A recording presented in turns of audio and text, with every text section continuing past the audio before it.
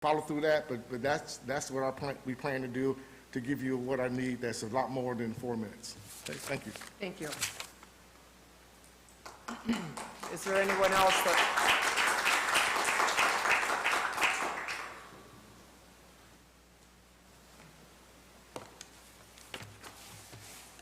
Good evening, Madam Mayor and Council. My name is DJ Palm. I live on Lion Street here in Port Huron, Michigan. I grew up here. This is my childhood home. I returned an honorable discharge Baghdad War veteran. Currently reside in my childhood home to this day. I'm asking about Resolution 20054, asking that Port Huron declare racism a public health crisis. It's just the exact opposite of what I see in the people of Port Huron. I've got evidence to the contrary. Case in point, I was here at a city council meeting in January when Pastor Tyrone Burrell, Coach Toddy, and Principal Shackelford, along with the Youth for Christ mission, wanted a community development block grant center for the Sons Ministries. I went to the special city council meeting for the goals of City of Port Huron in 2020, and not a single mention of that youth center was made by either of you. I was a little disappointed, but I didn't give up hope. I watched these kids unify over their common goal to get their play structure back over at Knox Park. The kids that were here wrote you some adorable letters. I don't know how you guys kept yourself together, but they were pretty cute. And diversity didn't matter between any of those kids. It didn't matter what color they were. What mattered to those kids was that they grew up on the same block, in the same hood, playing in the same park, and came together for a common goal. Those kids found strength in unity. Jeff, you had a powerful message for those kids. Sorry, Councilman Pemberton. I call him Jeff. I've grown up with him here. I'm going to paraphrase, but you said people make mistakes because government is made up of people. I've got a little bit to add to that. Government gets corrupted making those mistakes because power corrupts people. Truth of the matter is, no matter what classification of American life you have, American life has not mattered in America for too long. I request that you please pull this vote from the floor and forget it ever existed.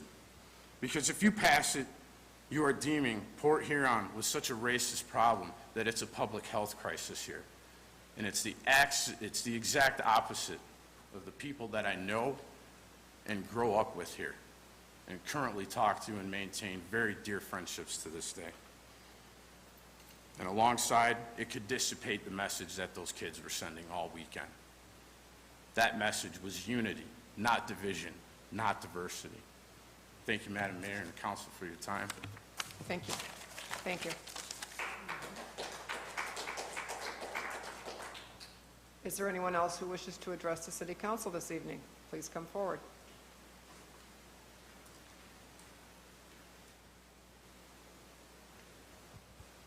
Good evening, Madam Mayor, council members. I'm not experienced at speaking with council members. This is my first time at a city council meeting. My name is Dave Newmer. I live over on Minnie Street. I've been a Port Huron resident since last September, and for 2 years prior, I spent every weekend here. This is a fantastic community. It's a fantastic bunch of people. But I actually want to speak in opposition to what that man just said as far as Resolution 054. It is very important at this time that we do recognize that racism is a public health crisis, not just in our community, not just in this state, but in this country. For over 2 years, I worked as a business developer for a staffing company. And during that time, I worked with over 40 different companies in the Royal Oak, Redford, Ferndale areas. And in that time, I saw my fair share of racism and discrimination, specifically with employment, with employers asking questions like, well, I don't want to hire anybody whose name I can't pronounce.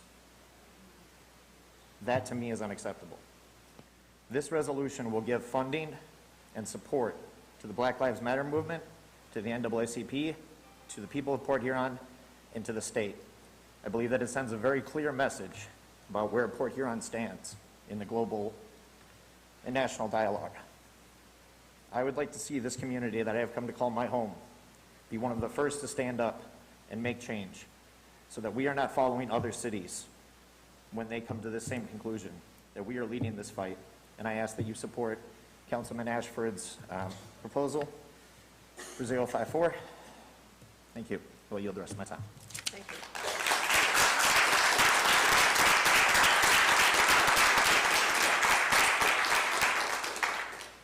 Is there anyone else that wishes to address the council this evening?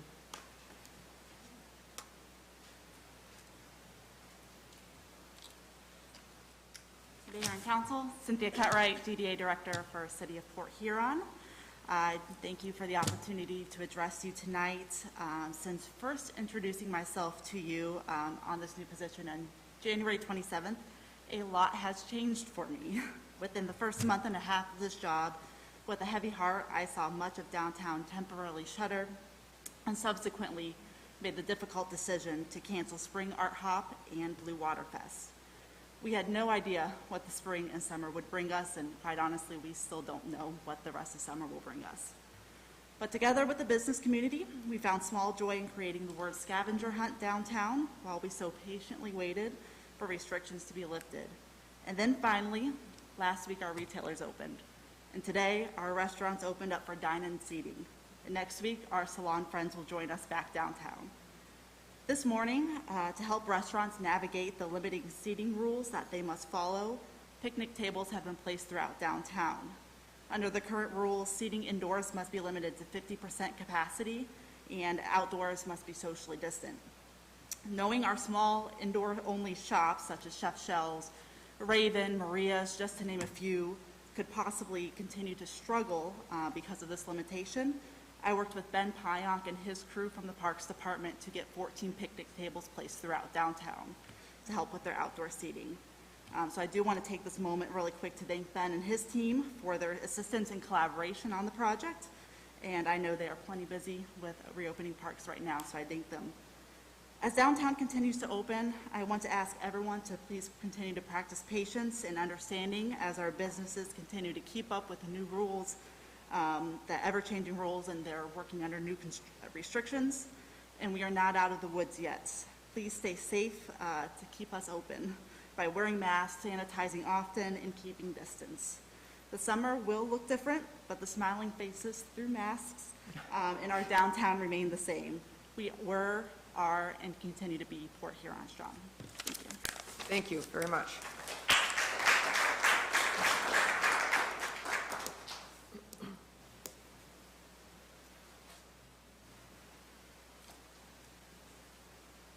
Hello, I'm Andrea Gaines McCarthy.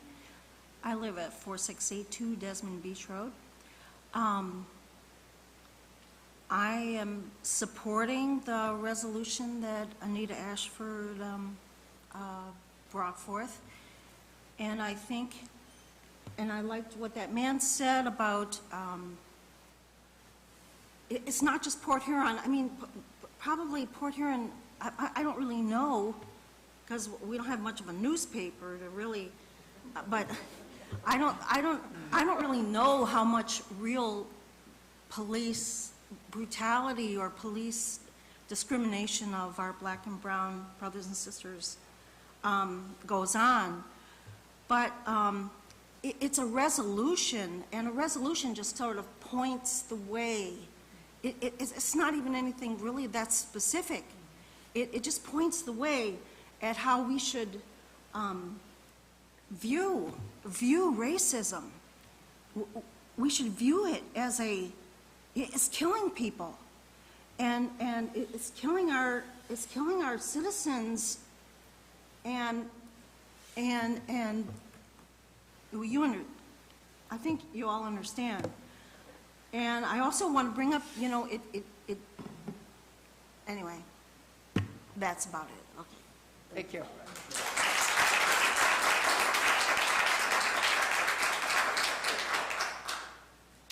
Is there anyone else who wishes to address the council this evening? Come forward.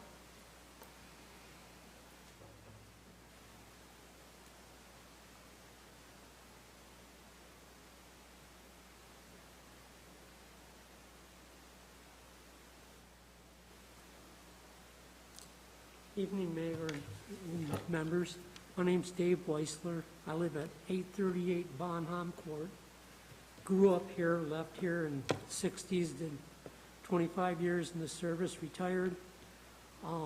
Moved back, got a beautiful little retired house on Bonham Court. Originally, Bonham Court was, and I can say it with love, a lot of senior citizens. Over the last 5 years, we've lost them. They've moved to other locations, and we've gotten some young folks in. Well, since the young folks have moved in, we have nothing but problems on the street trying to park. It's a thin road. It's not a normal citywide street. And inadvertently, you'll get a car on both sides of the street. We would never get a police officer, an ambulance, or a fire truck through. They'd have to back out and come in the opposite end of Bonham. I'd like someone to look into it. I hate to lose a neighbor because they can't get in, emergency people can't get in to a residence. We will look into it. Thank you very much. Thank you.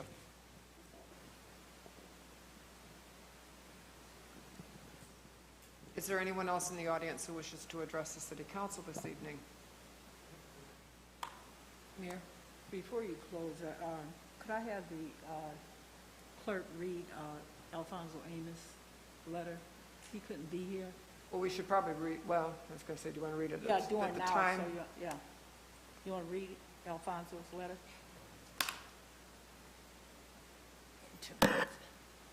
Thank you.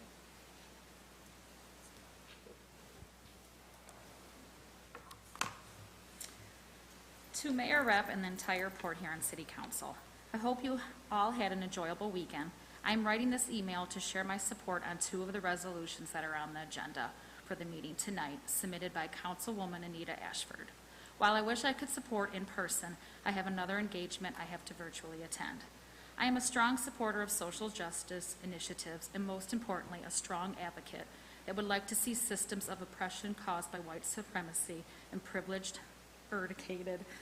I believe that Resolution 20-053, denouncing the horrific acts of the death of George Floyd, is a great resolution and step in the process of community healing and support the passing of such resolution.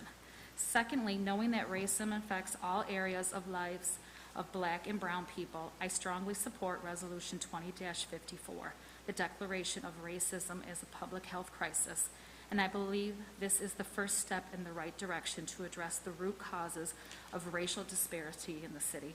While this is great for the city of Port Huron, I urge you all as mayor and council to call on our community officials and neighborhood municipalities to join in your efforts. I hope you all pass both of these resolutions and take into consideration that the organization I lead, known as Black Lives Matter Port Huron Chapter, stands in support as well. This item is one of our direct actions listed in which we would like to see systems changed. Change won't happen until we make it happen. I urge you all to use your hearts and to be the change you wish to see in this region, city, county, and state. The time to dismantle systems of oppression, racism, bigotry, and white supremacy is now, and you are the ones who will be making history. Be the superheroes we need in such a challenging time. Best, Alfonso Amos. Thank you.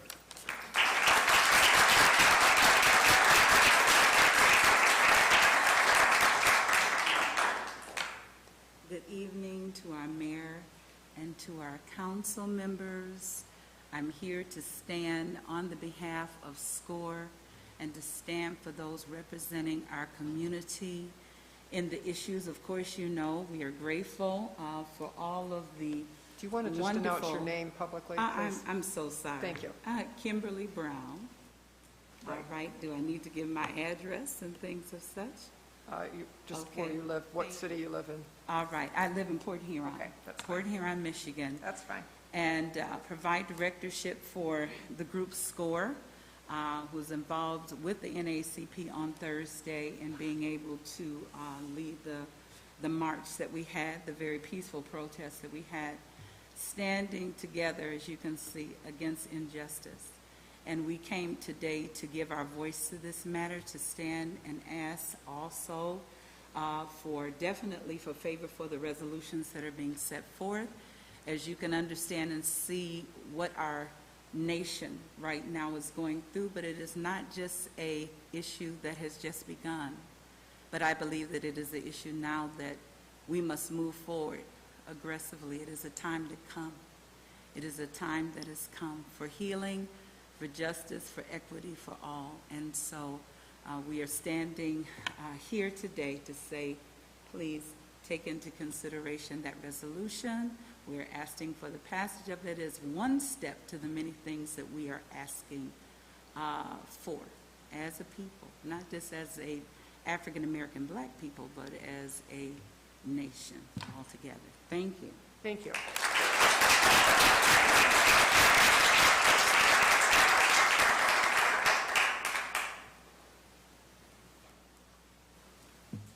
Good evening, Mayor, Council, City Manager, how you doing?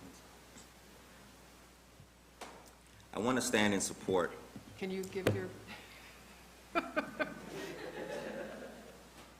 I want to stand in support as I stand as Trey Smith from Port Huron of the resolution to declare racism a public health crisis and social inequalities, because my concern is I don't believe we really understand what racism is. I think we continue to think about the public social media and how it's been sensationalized.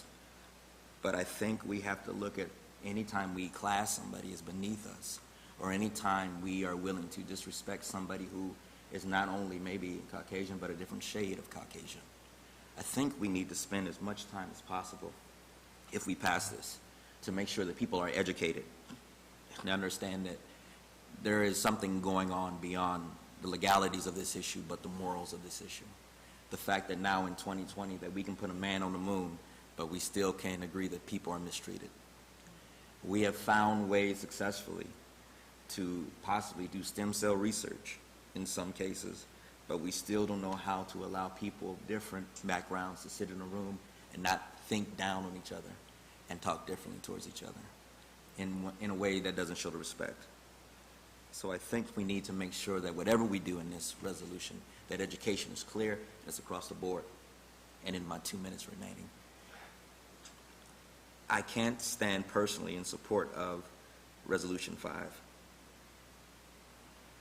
As we continue to talk about George Floyd, as horrific as it was, and we've seen it all over social media and on the news, I can't, and I pray that our community will not use George Floyd as a scapegoat for all the people who have been misused, mistreated, and lost their life to not only police brutality, but just unjust death altogether. I would be more supportive if we said we would stand against all unjust murders, all deaths by virtue of unjust police brutality, because the reality is that just yesterday and the week before, black trans members of the community have been murdered by the police in New York City, and yet we didn't bat an eye because we're still stuck on one scapegoat. As long as I've been living in 34 years, I've always seen African Americans and others murdered, and all of a sudden we found one who's been worth a lot more effort.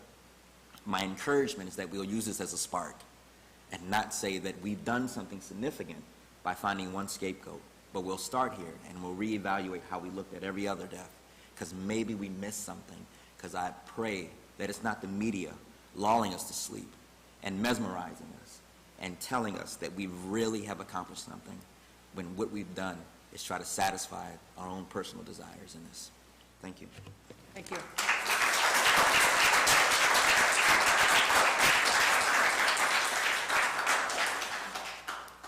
Is there anyone else in the audience who wishes to address the council?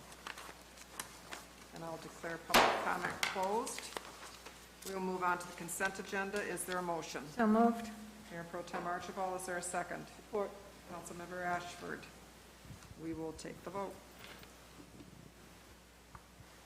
Councilmember Archibald? Yes. Councilmember Ashford? Yes. Councilmember Beeden? Yes. Councilmember Harris. Yes. Councilmember Pemberton. Yes. Councilmember Warden. Yes. Mayor Rep. Yes.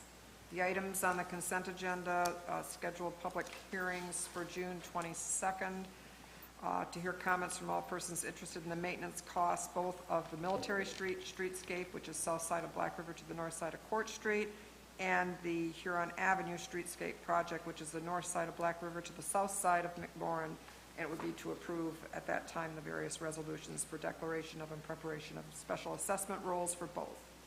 Approve the reappointment of Robert Funk to the Local Development Finance Authority for a term to expire June 11th, 2024.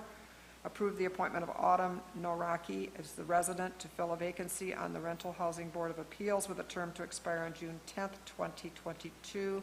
And approve the reappointment of James Watson, Master Plumber, and the appointment of Bill Johnson, licensed tradesman, to the Construction Board of Appeals with terms to expire June 30th, 2023. So now we have resolution number 1 before us, please. Authorizing 8 payments. Is there a motion? So moved. Support. Councilmember Pemberton, supported by Mayor Pro Tem Archibald. Is there any discussion? Yeah. Madam Mayor, could we get an update on the Pine Grove restroom and parking improvements? Is that all done or? Under 1-3? So the Pine Grove restrooms, and that project is completed. We simply just need to wait to get those open in the next coming weeks as we begin opening park facilities. That was delayed. We're currently working to get a vendor to do some type of concession out of there. We have a daydream of there would be ice cream sold out of there, so people get ice cream with their families and walk the boardwalk. So if anybody wants to start an ice cream business, I'm serious, anybody wants to start an ice cream business, see me or Nancy. We're looking for someone to run an ice cream business out of there, because we think it'd be cool to have ice cream. So we have a world-class little facility. As you remember, we worked an agreement with Kate's Downtown to run the concession stand out of Lakeside Park, and that's turning out wonderful. So apparently private enterprise knows how to run things better than government, and they're doing a great job at it. And so we would like to see a similar option. So it's completed. We'll get those bathrooms open now in the next in the next week or so. But we're still looking for someone to, and if someone's interested in starting an ice cream business, I know a grant to buy the ice cream machine. So see me if you're interested. Mayor Up? That was good. Mayor Up? Yes. Sorry, if I can just ask, this is the Pine Grove Park, Yes. the ball field there? Yep. So the new, are they still going to have concession for like when softball games and everything starts to back up? We're looking at that. With hot dogs We used and to have that? the Lions Club there, but a lot of the folks aged out, and there wasn't a huge workforce for that. So we're hoping to have, a couple of options there. Yep. So potentially ice cream and hot dogs and hamburgers? It sounds like you want to open one up. See me Well, I afterwards. just was wondering I'm if we're open to talking anything. Yeah. the same building. Thank you. Yeah. I think you've advertised it now. Is there any other questions on the payments? We'll take the vote. Councilmember Ashford. Yes. Councilmember Beeden. Yes. Councilmember Harris. Yes. Councilmember Pemberton. Yes. Councilmember Warden. Yes. Councilmember Archibald. Yes. Mayor Rep. Yes. Resolution number 2. Approving the agreement with CBiz Benefits and Insurance Services Incorporated to conduct an actuarial evaluation of post-employment health care benefits for the city. Is there a motion? So moved. Councilmember Ashford, support Councilmember Pemberton.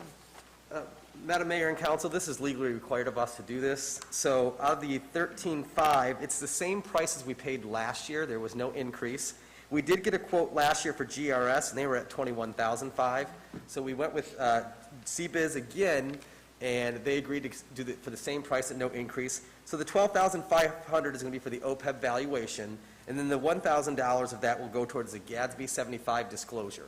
So we have to submit a GADSB 75 disclosure to state Treasury on an annual basis, and so that's the $12,500 for the valuation, $1,000 for the disclosure form off the Treasury.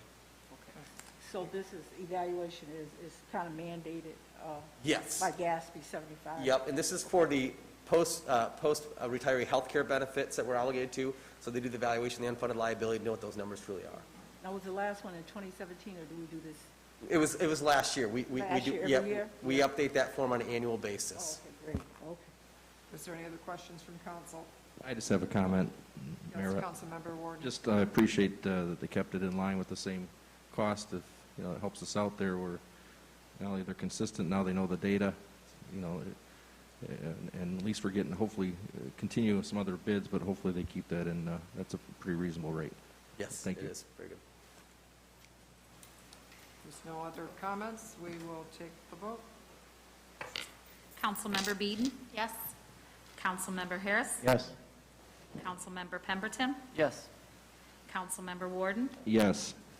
Councilmember Archibald? Yes.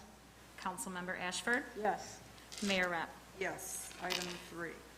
Approving the agreement with Fishback Incorporated for professional engineering services to perform multi-phase improvements to the diffuse aeration system at the wastewater treatment plant. Is there a motion? so moved. Mayor Pro Tem Archibald, is there a second? Support. Councilmember Beeden. Could we have an explanation on this one? You're not going to get an explanation from me because I have no idea what a aeration system is. But however, we brought our engineer tonight who can actually give you a qualified explanation. So Eric will come up and tell you about it. I told him, I said, you got to come tonight because this one's way out of my wheelhouse.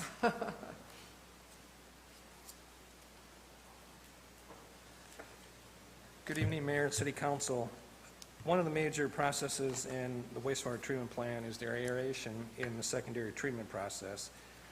Probably about 8 to 10 months ago, city maintenance staff came to myself and other staff and started expressing concern on some of the piping in the tanks, which actually feed the diffusers in the bottom of the tanks.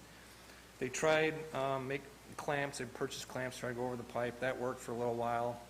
And as they started to install more clamps, they started noticing the pipe started changing shape and weren't holding. So that's why back in October, council approved the proposal from Fishback to come on and give an evaluation, because our hope was there would be a short-term fix and then a long-term fix to plan for. So over the last 5 to 6 months, they did their evaluation. They gave us a report last month in which they stated the pipe is so bad a shape that we should move towards immediate design and replacement because the condition is so poor. So what you have before you is the agreement for Fishback to continue. They've already done the evaluation, so this would be design, plan preparation, and assist the city with moving forward on this project. Okay. Yes, Councilmember Ashford. So there's no cost at this point, no cost factors, or? So back in October, their cost was just shy of $20,000. Okay. This agreement would be a multi-year agreement with them. We're not sure how to phase the project in because there's 3 tanks that we have to deal with. We really need 2 in service and good shape to handle the flows. So at this point, with what the agreement states, it's $330,000 over the course of a couple of years, which is about 15% of what the projected construction cost is. So that's well within the means of engineering services when compared to construction cost. Was this anticipated? Not this soon. Not this I mean, soon. we start identifying problems in at wastewater. I've talked with James and Finance Department the last year or two. The plant's going on 50 years old, so things are starting to fail catastrophically. So every month or every day, things change. So this has now become the priority for the plant, because now violation notices are starting to occur because we're not meeting our parameters for discharge. So Any questions from council? Mayor Rep, Yes, Councilmember Just one other Harris. question. Is this an internal issue, or is this an external issue where it destroys the neighborhood? So it's internal to the plant, is that? Yep, so it's the second process before it leaves the plant. So basically you have aeration, the final clarifiers, chlorine, and goes to the river. So it's at the very end of the treatment process. That's why it's in secondary, and obviously it's affecting our discharge. And the problem is you'll get a pipe that breaks, and you get a bunch of air leaking out, and it doesn't treat the rest of the flow. So it's sporadic. Other questions for Mr. Witter? Mayor Up, Councilmember Warden. you mentioned estimated around $330,000, and this group is really going to be the one that's going to be coming up with the engineering solution? Yes, they'll do the detailed design now that they've done their evaluation and come back to city for approval, and then obviously they'll help us with the permitting and construction oversight. So then we'll probably have, once that comes back with what they recommend to do, we're then going to bid out some of the contracts Yes, for the absolutely. different parts? So they're going to assist us with the permit, the plans, the bidding documents, and then once the bids are received, then we'll be back before city council for the construction of the work that they propose to do. Okay, thank you very much. You're welcome. Other questions, comments? Thank you. Thank you very much. We'll take the vote. Councilmember Harris? Yes. Councilmember Pemberton? Yes. Councilmember Warden? Yes. Councilmember Archibald? Yes. Councilmember Ashford? Yes. Councilmember Beeden? Yes. Mayor Rapp? Yes. Item 4. Authorizing the levy of the operating tax rate for the Bluewater Area Transportation Commission as authorized by the voters on May 5th, 2020, for the fiscal year beginning July 1st, 2020. Is there a motion? So moved. Support. Councilmember Ashford, supported by Councilmember Beeden. Any discussion? No, Madam Mayor, Yes, Councilmember Ashford. we would just like to thank the citizens of Port Huron and Fort Gratiot for passing this, and it just demonstrates I think the partnerships that the Bluewater Area Transportation has throughout our city and how they run things on just a top-notch basis and being there for our citizens. So this is just a formality of completion of it. So I just want to say thank you. Thank you. Councilmember Ashford is our representative from the city council, sits on the transportation board. Is there anyone else? We'll take the vote. Councilmember Pemberton? Yes. Councilmember Warden? Yes. Councilmember Archibald? Yes. Councilmember Ashford? Yes. Councilmember Beeden? Yes. Councilmember Harris? Yes. Mayor Rapp? Yes. Item 5. Denouncing the horrific act of the death of George Floyd on May 25th, 2020 in Minneapolis, Minnesota. George Perry Floyd was a 46-year-old African-American man who was born in Fayetteville, North Carolina, and raised in Houston, Texas. This resolution was requested by Councilmember Ashford. A motion, please. So moved. Mayor Pro Tem Archibald, Support. supported by Councilmember Beeden. Councilmember Ashford, would you like to Yes. take the floor for this one? Yeah, so the reason that we brought before this, I have to say we because it's a collective group of local elected officials, both represented by both races throughout the state of Michigan, that was on a call over when this was actually happening and the protests had broke out. And we were wondering, so well, what can we do? And in our spots as leaders of the community and public officials, we thought it would be more appropriate to introduce resolutions. And some of these resolutions, this one is going on here in the city of Port Huron. Some of them have already gone forth and have passed. But this one is clearly to denounce the death of George Floyd. And that's what we wanted to send the message to, because that's what got the ball rolling. We realized that there were more people, Brianna, the young lady, and the other gentleman, that he couldn't breathe, but we wanted to stay focused. We wanted to pick it up in real time, and that's what we wanted to do. We wanted to represent the city of Port Huron and saying this is just totally unacceptable. And so that is why this resolution is before you. Thank you, Councilmember. Is there any comments from other council members? Mayor Rapp, Yes, Mayor Pro Tem Archibald.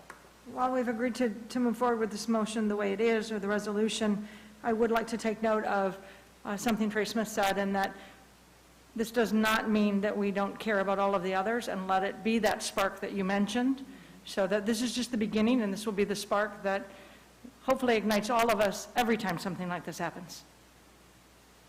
And Mayor, I would just like to piggyback off of that, because it is important. We do have a lot of other people.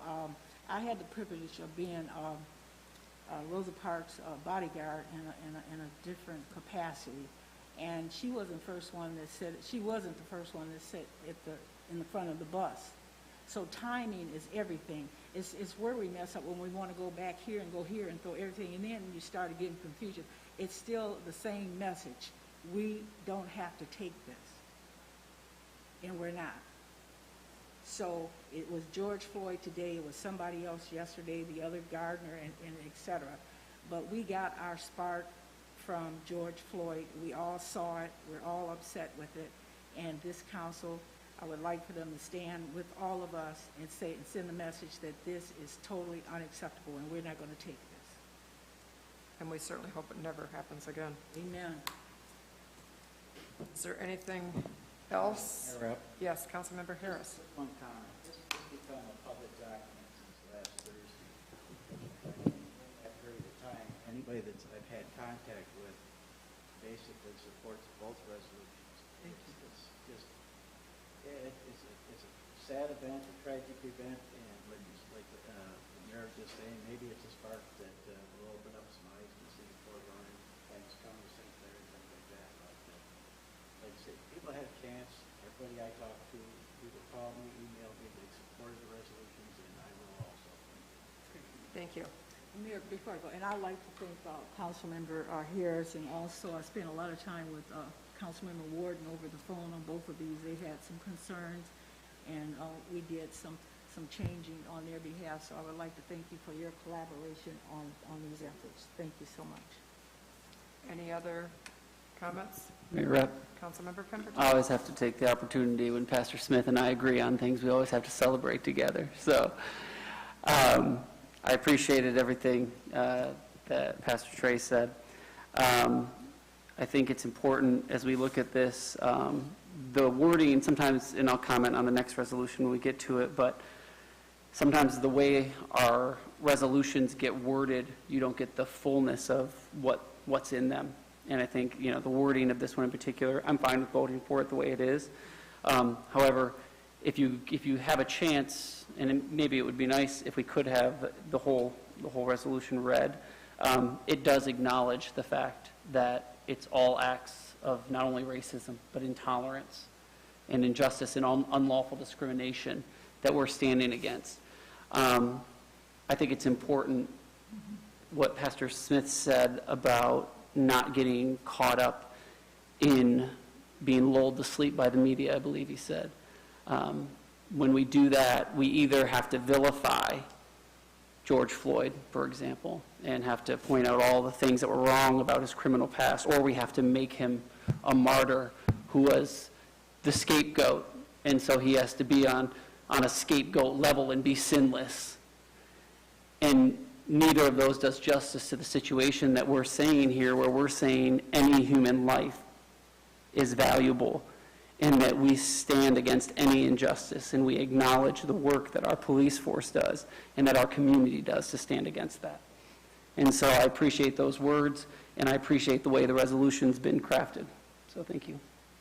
Thank you. Any other comments? Mayor Rep? Councilmember Warden. Yep, I don't know if you can hear me down here. Well, first of all, I do want to say thank you to Council Member Ashford. Taking the time, and we did kind of want to go through each line, and really, I think the thing was to make sure we get it so that it's broad, and it's, for an example on this, everybody that I've talked to, everybody in the city of Port Huron that I have come across and see what happened to George Floyd is denounced by everybody and should not happen to anybody. And the specific wording, just like Councilmember Pemberton brought up, that's what I was going to make sure to read, that the resolution does have all forms of discrimination and violence, and that hope to live together as one human race, where we all can respect differences among all people. And then in the resolution down below, the city of Port Huron, I think we all represents the city, that we all denounce the acts of racism, intolerance, and unlawful discrimination, and will not tolerate of any kind. And we express disapproval and condemnation of any racist and intolerant and unlawful discriminatory acts.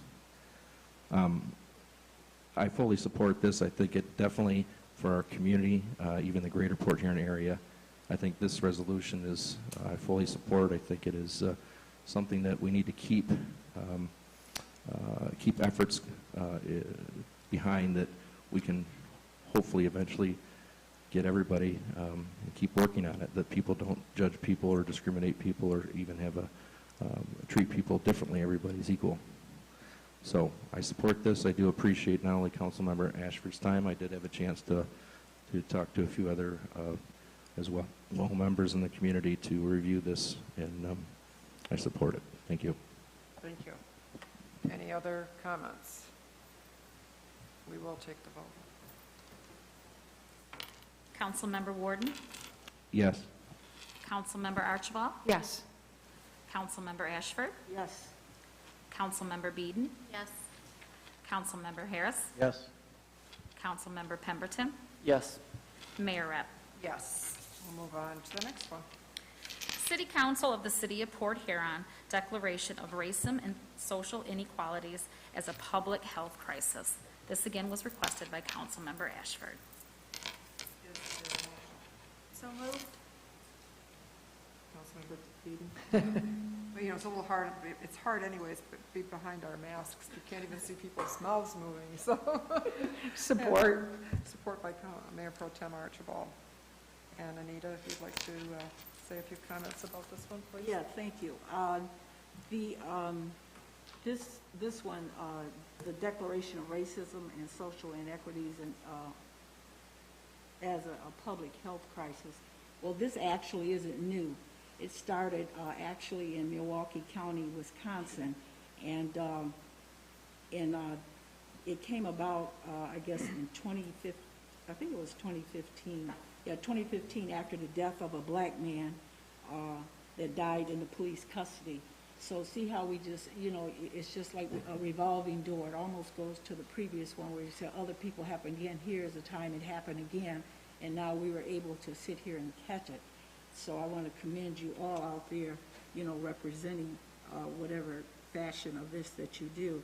So the racial disparity to us, we are saying it is time for us to begin addressing the systemic racism underlying the root causes of the protests in the aftermath of George Floyd and others.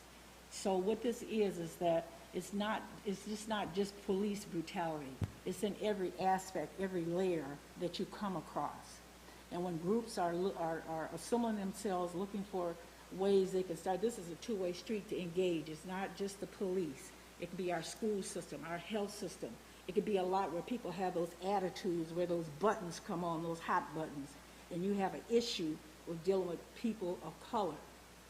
And so this right here is giving us some more knowledge, the lady got up here, said some more directions as to where we should be having our focus at to try to eradicate some of this stuff that is going on throughout the world. So this resolution is actually to address that and give us that, to send that all people should be created the same.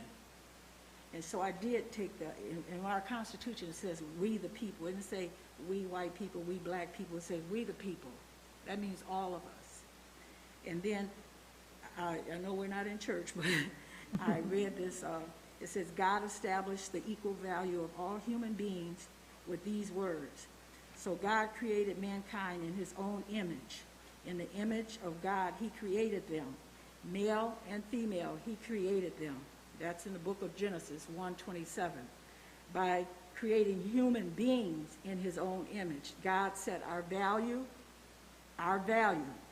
that's based upon being our likeness to him. Every human being has a natural occurring equality with every other human being, because no one has been created more or less like God than any other. So none of us can take a top seat to any of this. So to disrespect or abuse another person based upon physical, racial, mental, or socioeconomic differences is always wrong. You're always behind the 8 ball. So we need to get away from that. We need to mature, grow up, and find ways that we can work together as a people, as human beings. It's all about love and being kind to one another. Time is out for all this. Like you have it, the white rights, black rights, or whatever, nobody got no rights. It's what you do. And with this, I should say, with this, because we're asking for this declaration, I don't think people of color are looking to white people to make it better for them. We're looking for you to make things all equal. Give us the opportunity to make the difference. If you don't give us the opportunity, if you can't get past our color, how are we ever going to get ahead to try to do anything? So don't give. Nobody's asking anybody to give anything. Give. It's already there. We should have every right like everyone else. And let us fail on our behalf, not you putting yourself up like we can't. So, we just have to be of that persuasion. So I just hope the council can see through this and pass this resolution tonight. Do you want to read the different things that now therefore be it resolved, or have the clerk read them? Just Okay. because Yeah. I think it's important that they understand what it is that you're asking for. Madam Mayor, I just want to note as well, I did reach out to the Director of Community Health, Dr. Annette Mercantot, and she agreed with this resolution and says she has data from around the country, numerous studies that show that social and racial inequities is a health crisis. I believe it was the Family Pediatrics Association defined it as a crisis. So because it did mention health crisis, I did run it by the health director, and she supports this resolution. Thank you very much. Thank you. So Just the now therefore be it resolved. Okay, so now therefore be it resolved by the Port Huron City Council the following. Assert that racism and social inequities as a public health crisis affecting our entire country. 2, work to progress on an equity and justice-oriented organization with the Port Huron City Council and its staff leadership, continuing to identify specific activities to further enhance diversity and to ensure anti-racism principles across the City of Port Huron's leadership, staffing, and contracting. Promote equity through all policies approved by the Port Huron City Council and enhance educational efforts aimed at understanding, addressing, and dismantling racism and how it affects the delivery of human and social services, economic development, and public safety. 4, continuing to advocate locally and through the various organizations of associations for relevant policies that improve health in communities of color and support local, state, regional, and federal initiatives that advance efforts to dismantle systematic racism. 5, further work to solidify alliances, and partnerships with other organizations that are confronting racism and encourage other local, state, regional, and national entities to recognize racism as a public health crisis. 6, support community effort to amplify issues of racism and engage actively and authentically with communities of color wherever they live. 7, to always promote and support policies that prioritize the health of all people, especially people of color, by migrating exposure to adverse childhood experiences. 8, continuing ongoing racial equity training with the goal of reaching all agencies, leaderships, and staff. 9, encourage racial equity training among all community partners, grantees, vendors, and contractors. And then 10, identify clear goals and objectives, including periodic reports to the Port Huron City Council to assess progress and capitalize on opportunities to further advance racial equity. Thank you. It's just important that we spell out exactly what the resolution was about. So, is there questions from council, comments? Mayor Rep, Councilmember I Ward? don't know if you can hear me. Again, this one as well, and I appreciate, when we went line by line through that, I appreciate Councilmember Ashford. I think it's very important when we do a resolution like this that even to the point of having racism being a capital R and the social inequities initially were smaller capped for the first letter, so I thought it was important. I think the final version now is capital also for social inequities. The opioid crisis, health crisis nationwide, we bring stuff to the attention. This is absolutely for us to bring this, to put it officially on the record as a resolution for our city council, and also to just keep reiterating these bullet points is only going to help continue focus on the improvement, the education, and one at a time continue this on so that we can eventually eliminate it. That's the goal. I think everybody needs to be judged equally, but also the access, and it shouldn't have a negative impact on people and their health and just their well-being. So this across the board is, I definitely support. I think the two other things at the bottom of the resolution, it says be it further resolved, is another one. And I don't know, it says City Council also supports additional efforts in the City of Port Huron and the State of Michigan and nationwide to address the public health disparities due to racism and social inequities. And also be it further resolved, Port Huron City Council call upon the Governor and the Speaker of the Michigan House. I think the most recent version, I think we didn't limit it just to the state of Michigan. I think we changed that resolution, which I agree with, that we to make sure that we stand and be a strong point here in the greater Port Huron area when it comes up. So I'm full support of this. Everybody that I speak to, this is something that is for our city and for our constituents. I appreciate this being brought up and putting on the agenda. I do support this. Thank you. Any other comments from council? Mayor Rep, Yes, Councilmember Pemberton. I just want to make a quick comment, again, bouncing off a couple of things that were said during public comment. I think the young veteran, Mr. Palm, that came up was a little misled or misguided, I guess I'd say, in his understanding of what we're doing here. I don't think it's at all disunifying to acknowledge injustice. I think it's something, and one of the things I appreciate, I think everyone's hesitant. I think when you read, he probably read the top line and didn't take the time to read the resolution. And when you do that, and that's why, again, I appreciate it being read in full. It makes a difference when you see what you're doing. I read through this very carefully because let's not pretend we aren't all fighting the fact that this is getting politicized all over the country, right?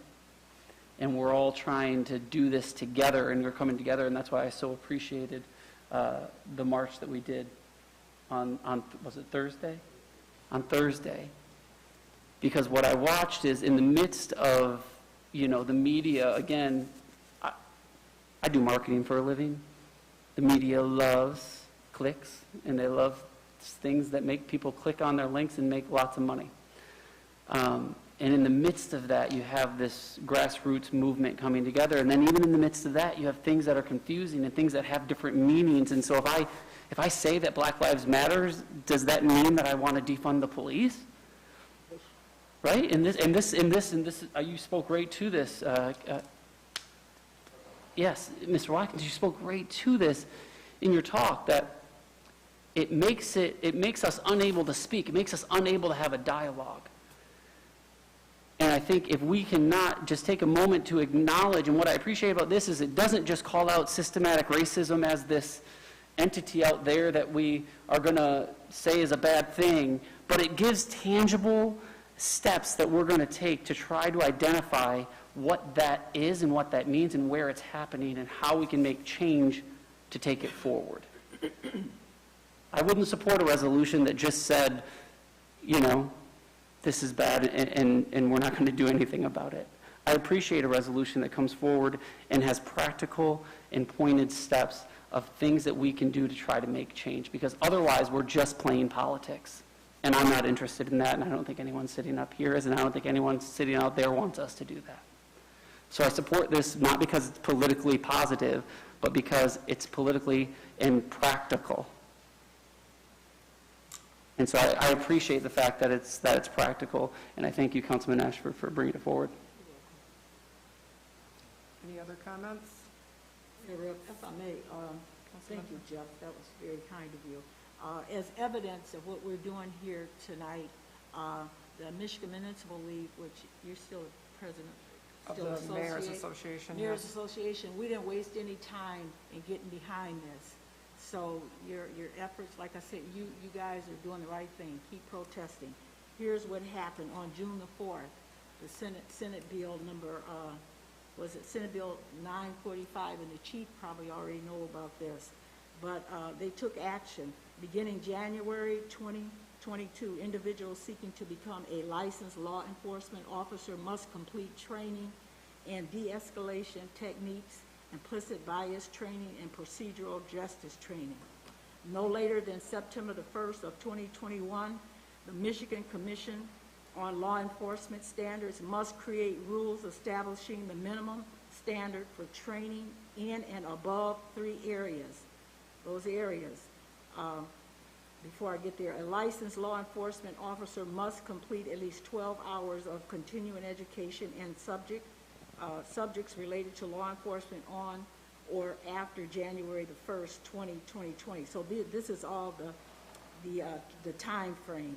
But here's what it does. De-escalation techniques include the use of alternative, non-lethal methods of applying force and techniques that prevent officers from escalating any situation where force is likely to be used. Number 2, verbal and physical tactics to minimize the need for the use of force with an emphasis on communication, negotiation, de-escalation techniques, and providing the time needed to resolve the incident safety for individuals involved. And there's about 7 of these, and it was passed unanimously. Now that ought to get a hand clap from somebody out there. All right. So they're very serious about this public health, this declaration. So we need to keep going. Don't just be in the moment, but commit yourself to the future of this. Because if we don't have things like this, then we won't be a society that nobody wants to live in. So if you want to look it up again, that's Senate Bill 945, and that is law now. So we are making a difference as we speak. Thank you. And you mentioned the MML and also the SEMCOG, of which we're a member, and I'm on their board as well, and they are also adopting a resolution to say the same things that we're saying tonight. So, and it's, I do want to thank you for bringing these forward. It was a necessary thing, and you know, we had peaceful protests and march this weekend, which was good. Mm-hmm. Nice to say that the city of Port Huron was able to do that and not have an issue. And I would like to congratulate our local police department, Port Huron Police Department, because I think they do an excellent job, and I think a lot of this training you talked about,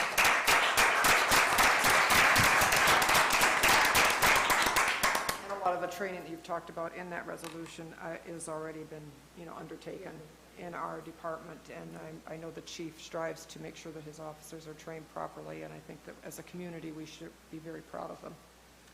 But that does not mean that all of this should not move forward and that we should not address all of it, because it's sad that that's where we are in society. So I concur with that. We will take the vote. Councilmember Archibald? Yes. Councilmember Ashford? Yes. Councilmember Beeden? Yes. Councilmember Harris? Yes. Councilmember Pemberton? Yes. Councilmember Warden? Yes. Mayor Rep? Yes. Ordinance number 1, please.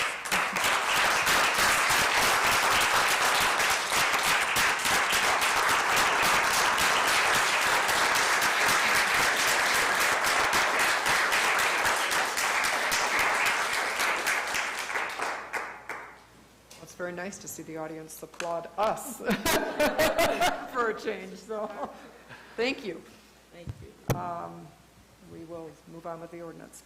First reading, an ordinance to amend Chapter 12 Businesses, Article 13, Marijuana Establishments of the Port Huron Code of Ordinances for the purpose of extending the prohibition of marijuana establishments in the city of Port Huron with a sunset provision of September 30th, 2020. Is there a motion? So moved. Councilmember Ashford, is there a second? Support. Councilmember Beeden, and if you'd explain why we have to postpone this? Yes, Madam Mayor and Council, as you can remember, it was in the fall when we first postponed this, we had a rollout timeline, and the governor sped it up, and we couldn't get ordinances drafted in time, so we gave ourselves until July. We have, if you would have told me 3 years ago that I was going to load up in my RV with Councilman Harris, Warden, and the mayor and go tour marijuana shops, I wouldn't have believed you. But I think the public needs to know that members of the council, members of the planning commission, we didn't just look at these, we took it seriously. We traveled to different marijuana shops. I learned a lot. Every stereotype and stigma I thought was just blown away. It's amazing some of the professional operations we toured, what works, and got some good information. So we've been working with those communities and those leading industry experts to say what works, what can we do better. So we have the draft ordinances, the first draft, the boilerplate, which will go to the Planning Commission, and then the Planning Commission will have numerous work sessions. They'll have work sessions with our attorneys. We're going to bring in some cannabis business experts come in and talk to the Planning Commission, so they really have a good grasp of what's happening. And then we're going to hold numerous public hearings to hear from people in the community on what they want to see, because every community is different. Our ordinances, although we appreciate the help from other communities, our ordinances are going to be particular to our community, and the public feedback will direct that. So when it goes to the Planning Commission, we encourage the public to watch those public hearings, because really the real meat and potatoes of a ordinance are drafted at the Planning Commission level. But here's what we didn't want to happen. We didn't want to roll these out in the middle of the COVID crisis, because how do you truly get public impact and public feedback in an ordinance as important as this, that's going to affect our community for many years, when you can't hold public hearings? And as much as we think electronic meetings are the same, they are not. It disenfranchises people who may not have the technology, who don't have a Zoom account, specifically senior citizens, which was interesting when we toured the marijuana facilities. How many senior citizens use cannabis for therapy? And we want to make sure that their voices are heard. So we're ready to roll this out to the Planning Commission. We're ready to get the hearings going, and we're ready to get public feedback. But there's no way we can get that done in 30 days. So now that the public can come to meetings, now that we can have in-person meetings and have the hearings, we're ready to do it. We believe that we can get this done by October, but we do need to extend this date till September 30th. My fear was, and this is why I give explanation, my fear is someone's going to say, well, they're kicking the can down the road. It was July and now it's September. The only reason why is because COVID and our inability to hold true public hearings, because many people have come to talk about the marijuana industry in Port Huron. Those people that deserve to have their voices heard at the Planning Commission as these things are put together. So you're going to see a lot of action over the next 2 to 3 months to get this before the Planning Commission, to get those work sessions started. Be briefings from legal team, briefings from industry experts, but it really needs to be a community effort to make this to make this good for our community. So just want to give a little explanation. But we did do numerous tours, and Yes, we did. it was surreal. It certainly was. Is there any discussion in council? Mayor Rep. Yes, Councilmember Warden. Oh, geez. Mayor Rep. Councilmember Harris. Yeah, you know, last month at the Port Huron Planning Commission, I went, and that day I got the monthly report from the Michigan Municipal League. Their whole issue in the Michigan Municipal League review last month was about marijuana, the ups, the downs, how it affects the real estate values. I mean, it was a comprehensive story and study and stuff. And in the back of my mind, as I shared some of this with the Planning Commission, I was just kind of wondering, you know, when we're going to step forward. So I'm glad that it's on the agenda, and I think we got to move forward. I think we got some entrepreneurs that may be interested, and I think there's probably most of the council members here who don't know whether we want it or not yet. So there's a lot of things to decide. The community has a lot of decisions to make on this issue, and it's a big issue for Port Huron. So I'm looking forward to it. Thank you. Any other comments? Mayor Rep, Councilmember Warden. giving some time now to extend it, and then, like you said, I guess the basic thing is you're going to be You mentioned you already had some like boilerplate or templates for some ordinances, and then kind of do the work session.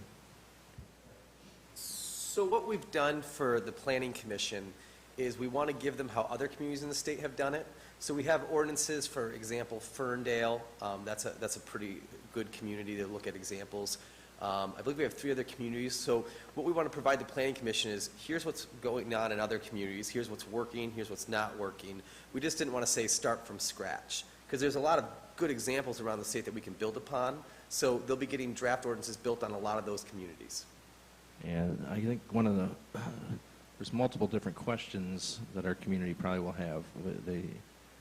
As they came forward and with some interest before when it first came up, and then what is it going to look like? There's many different versions of what type of licenses, what they can do. So I'm just wondering, not just these draft ordinances that you guys have been working on, but, you know, how many of what? How many licenses potentially, and where would it be in the city? How many will be available? And I think one thing, if we, this process, if we do it right, make sure we don't rush it now, that I really think, Mike, this is to mayor and council as well, that this needs to be not just how many feet from somewhere or what it's going to look like, but we need to make sure that for equal opportunity, if there's new potential businesses that are available, that is going to go forward in our community, where they're going to be, but how many? We're going to have to make sure that exactly what we just passed on 2 major issues today is equality, non-discrimination, equal access, equity is to get in, and this is something that I wanted to bring up here to make sure that it just doesn't, we as council members, if these are going to be potential businesses and where, we need to make sure that minority-owned potential access, the burdens that the state already puts in place on some of these to go through the process and then to be approved here. I think we need to make sure that we address that in very good detail and make sure that it's not just the ordinance side, the legal side, and how it's going to be worded, but really we need to make sure we, if it is going to be done and the community wants it, we need to make sure how do we allow equal access and so that other ones don't just come in. And the reason why I say that is the Ferndale example, when we went to that tour, he took us to take a look at it. At Ferndale, the gentleman that was explaining his business there, one thing about the Ferndale ordinance or the Ferndale approach is they limited it just the first come, first serve, and I think it was 3 licenses. First one's in the door. I mean, so the guys, he even shared a story while we were there that it was rumored to be on one day and people showed up and then he wasn't, then they had it in there. Well, if everybody's already lining up to do it, but people in our community don't even know if we're going to do it at all, and there's different processes to get approved and take that risk and then say what type and organize and then say, hey, we're going to have to make sure that we address that too in this process.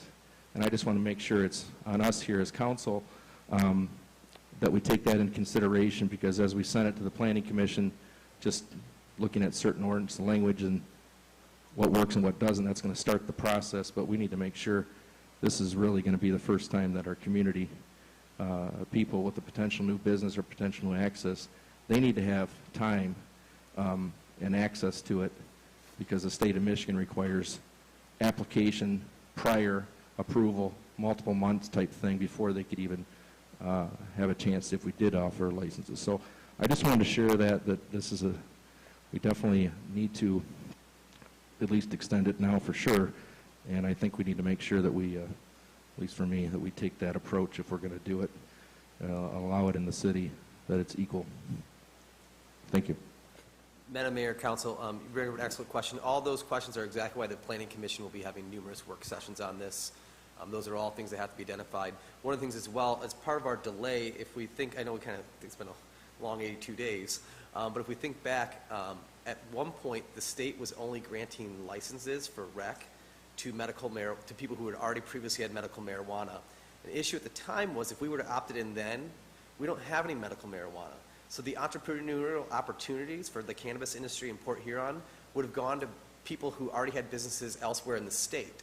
And it's very important that if there's going to be an economic impact, that our residents and our entrepreneurs have the first shot at it. So now that we've waited, now that they're giving recreational licenses to people who weren't also just medical marijuana.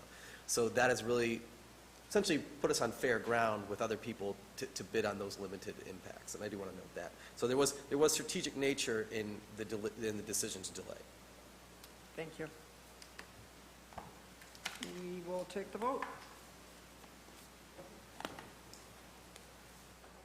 Councilmember Ashford? Yes. Councilmember Beeden? Yes. Councilmember Harris? Yes. Councilmember Pemberton? Yes. Councilmember Warden? Yes. Councilmember Archibald? Yes. Mayor Rep? Yes. That concludes our agenda for this evening. Again, I will remind people to complete the 2020 census. That will end at some point when I remind people, but Michigan is doing pretty good at it. Southeast Michigan is doing pretty well at it. We just need to improve a little bit in Port Huron. So do that. Is there anything else to come before the council? Mayor Rep? Whoa. Mayor Pro Tem Archibald. I would like to congratulate those who put on the 3 marches, as well as the community, everyone that attended, those who didn't even. They were very peaceful. They were very impactful, very moving, definitely educational. Some of the speeches even had those that were there and supporting thinking twice about, I never thought of it that way. I didn't see it that way. I don't live that way, or that hasn't affected me. And it was very, very impactful. And I think it was a great example of coming together to affect change in a very positive manner, and I hope we can continue to do that. I, for one, thought the education, the mother that got up and talked about her fear of her 3 children, something that, honestly, even if we 100% support it, there probably isn't a white person who can say, I can relate to that. And it was very, very impactful. It really made you stop to think. And so I want to say congratulations, and please continue that education, because I think that is a message that everyone needs to hear. Councilmember Beeden. So I want to add my congratulations and thank the organizers for the protest.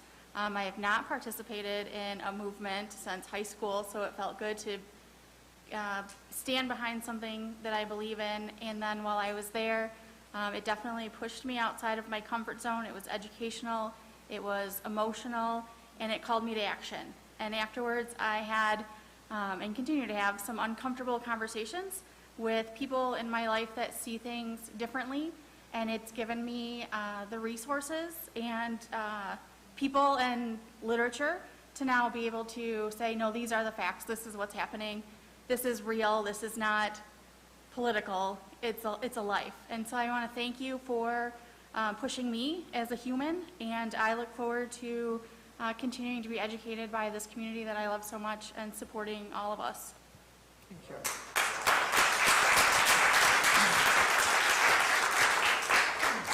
Anyone else? Mayor, I just, go ahead. Go ahead.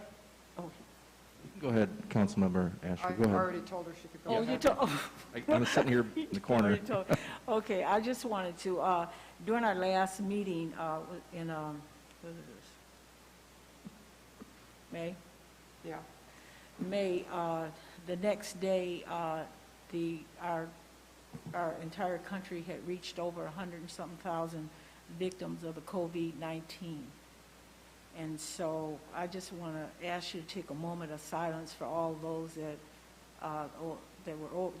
have gone because of the COVID-19.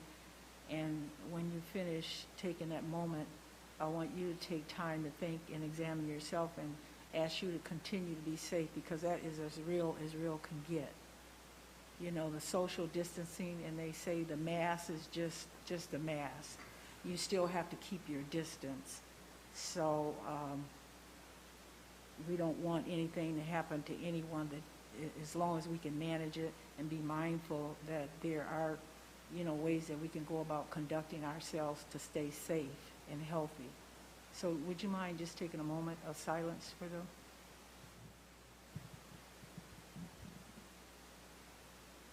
Thank you. Thank you, Councilmember Ashford. Councilmember Warden. Mayor Rep, thank you. First, I just wanted to thank everybody who came down here today into our council chambers.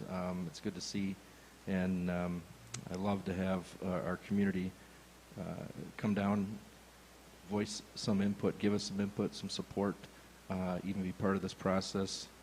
It's been pretty much just the council members and city manager and the clerk with the police chief for the last few months because of the COVID-19. So I'm glad that we're starting to get take that a little bit of chance. Second thing is I want to say on the Thursday, the march I participated, it was Operation Transformation, and again the community health NAACP. I mean, we had sheriff department, we had the police department, we had quite a few of the council members, county commissioners, you name it, and just a whole lot of people from our community come down.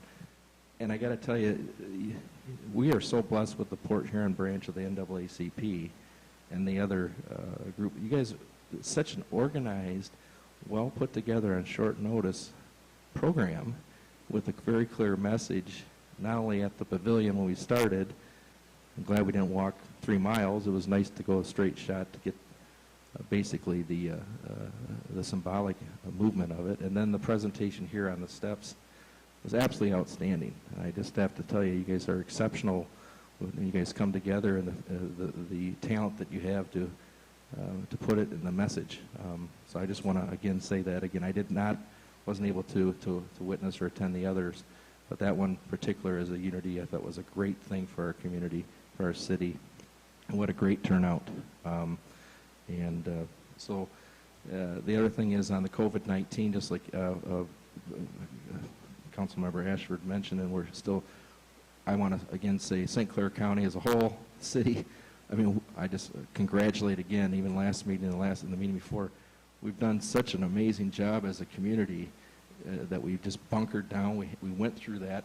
It's a different way of living, not interacting with people, but trying to fight it off for the bigger cause to eradicate and limit that exposure. And our first responders, I can't imagine, again, just a call out to them, our nurses, but just really our community. So now that summer's here, we're getting our Parks and Rec and some other things back open again. Let's try to keep that, everything we've done as far as the work we've put in and the sacrifice that all of us have done, such great mitigation on that, and try to live life, interact, but still stay safe as was mentioned here. So I just want to bring it to our attention that it's not just over and done. Our bars and restaurants are opening, our businesses are opening. Let's get in there and at least say hello and support local, at least stop by. And they might only see your mask on there, but maybe you put it down and show them your smile. But I'm glad that we're getting back. So I'm very proud of the city of Port Huron, and I'll stop with that. Thank you. Thank you. Any other comments from council? Madam Mayor and Council, just 2 things. I also want to echo the sentiments about Thursday's march. The thing that stuck out with me the most pungent thing is, as we were walking, there was a young gentleman about 10 or 11 years old in front of me, and I was marching with him, and he was right in front of me, and then I realized that that's the same boy I marched with 4 years ago when we marched from Pine Grove Park. And it just broke my heart that here we are marching again with him. And I came home and I got pretty emotional walking. It was just a beautiful moment. But to see that little boy, this is the second time I've marched with him. And I went home, I told my wife, I said, I hope our country makes enough progress so that little boy's kids don't have to march. And so that was my takeaway, watching that little boy is twice as march. So it was very moving. Kevin, I appreciate your friendship, and you're always working out. Pastor Brown, you and I got to know each other. We're going to meet with you next week, I believe, or the week from now. Kevin will have you there. So thank you for that. Because the restrictions are getting lifted across the state, things are changing with our Parks and Recreation program. So Nancy Windsor asked me to give a plug that if you could go to the city website, to the Parks and Recreation tab on the website, they're updating the calendar with new Parks and Recreation activities, because we're trying to, Nancy, she's got If you can play, she's going to find a way to play. So she's got some recreation she's putting together. But on Thursday at dusk, in partnership with Sperry's in the North McMorran lot, there will be a family drive-in movie to see the movie Doolittle. I have no idea what that is, but it's supposed to be a good family movie. And you can come on down with your car, bring the family, and have a little drive-in movie in the McMorran lot. So Nancy and her team are doing an excellent job trying to cobble together some activities at the last minute for the summer for the kids. Are they going to put that on the radio station then for listening purposes, or have I speakers? have no idea how they're going to do it. But I think you're right. Also, both splash pads are open, and our parks and playgrounds are open and good to go. Thank you very much.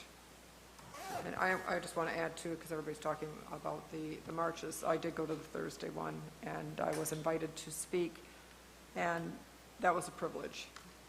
And, I get asked to speak quite a bit, and a lot of times I'm prepared ahead of time, but in that particular case, I decided to go with my feelings at the time, and it was a very moving experience to go and be there and be part of it. So I spoke from the heart. So I just want you to know that I appreciate the opportunity to get to speak. And for both of your organizations, you both work very hard to make sure that we take notice. So we will continue that dialogue. Thank you. But there's nothing else. We'll entertain a motion. Did you have something, Councilmember Harris? Oh, you had to speak. You had the mic up, so that's why I wondered. Okay, motion to adjourn, please. So moved. Thank you very much. Meeting adjourned.